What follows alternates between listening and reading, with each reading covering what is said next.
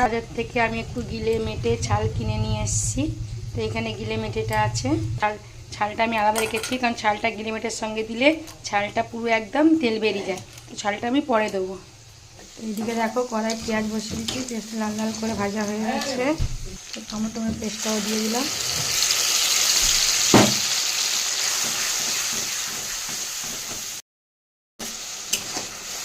টমেটোর পেস্টটা একটু ভেজে নিচ্ছি তেলটা ছাড়া অবধি।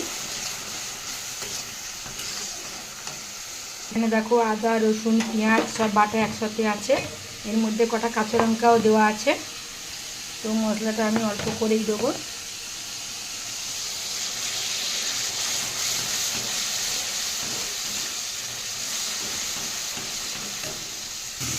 দেখো মশলাটায় তেল ছেড়ে গেছে, ভাজা ভাজা হয়ে এসছে।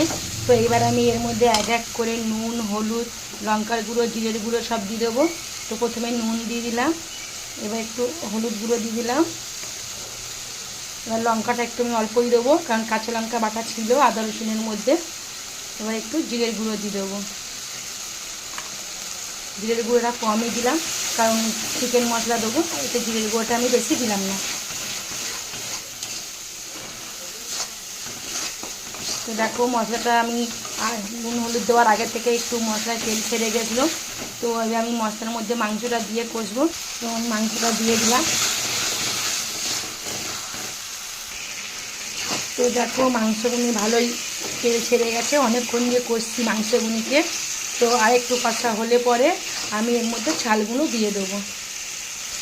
প্রায় অনেকক্ষণ দিয়ে কষতে আছি। তো এবার আমি ছালগুনিকে এর মধ্যে দিয়ে দেবো।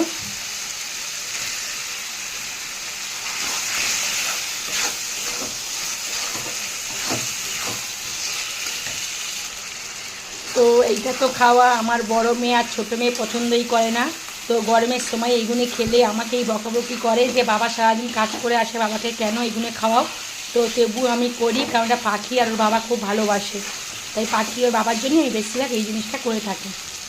তো তোমাদের সঙ্গে কথা বলতে বলতে আমার এখানে কষাও হয়ে গেল। দেখো এবার আমি জল দিয়ে দেবো, প্রায় অর্ধেক সিদ্ধ হয়ে এসছে। তো আমি এর মধ্যে সামান্য একটু জল দিয়ে দেবো।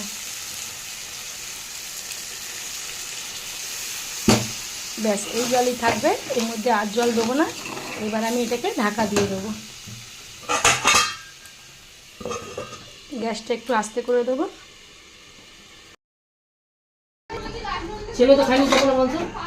আমার মাংসের তরকারি ক্লিয়ার। না খাইনি তো, ওরা তো না, এটা আর খাবে না তাহলে।